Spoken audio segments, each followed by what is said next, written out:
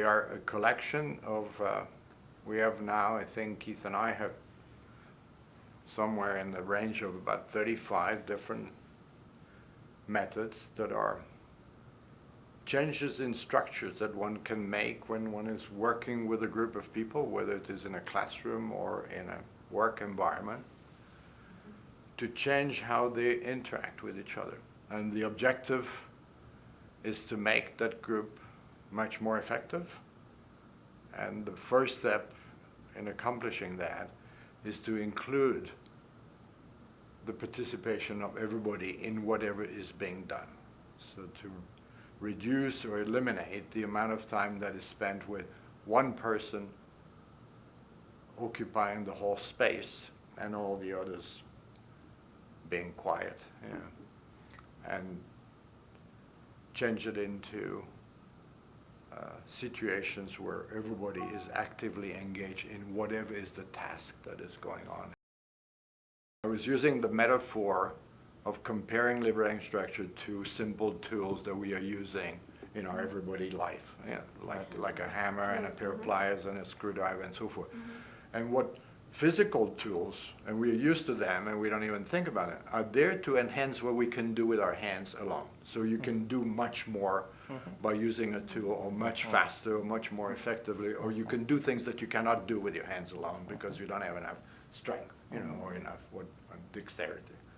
And this is the same thing, Those are things that make it possible for you to get accomplished much more than what you could do with just your own talent.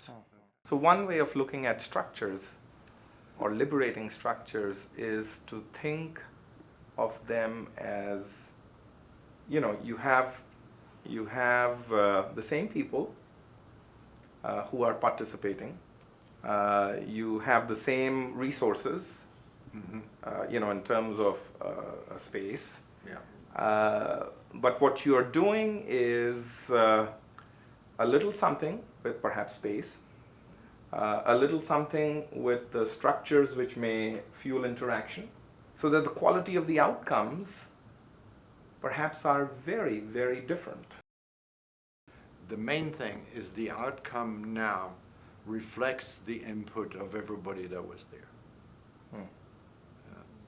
Because everybody has been included in the conversation, as opposed to an outcome that reflects either the one person or two or three. It must be very messy. Yes, it is, but it's fun.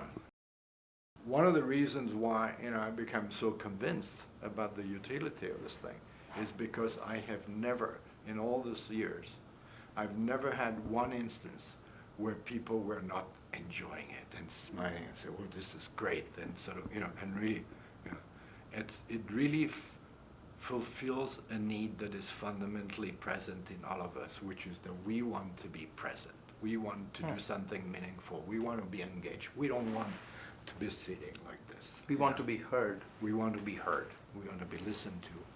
And if we have questions and problems, we want them to be addressed.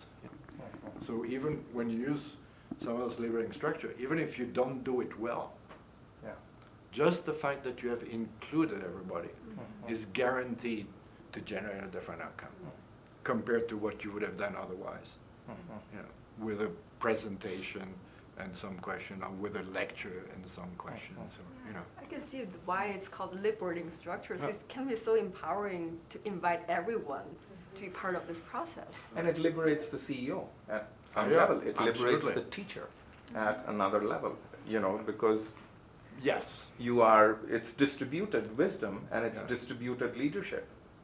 Provided Provided one is willing to let go of